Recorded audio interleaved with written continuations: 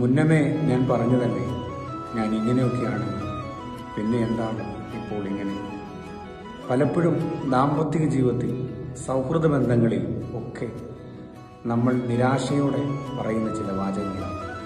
ഒരു ഗുരുവിൻ്റെ സ്നേഹം പറയാം. തൻ്റെ പ്രിയപ്പെട്ട ശിഷ്യന്മാരിൽ ഒരാൾ ഒറ്റിക്കൊടുക്കുമെന്ന് ഗുരുവിനറിയാം. എന്നിട്ടും പന്തിയിലെ വിരുന്നിൽ അയാളെ ഒഴിവാക്കുന്നില്ല. അയാൾ ഒപ്പം ഇരുന്ന് അത്താഴം കഴിക്കുമ്പോഴും ഗുരു പറയുന്നുണ്ട്, ഇവരിൽ ഒരാൾ എന്നെ ഒറ്റിക്കൊടുക്കുമെന്ന്. അപ്പോഴും ഗുരുവിന് ആ ശിഷ്യനോട് സ്നേഹമൊട്ടും കുറയുന്നില്ല.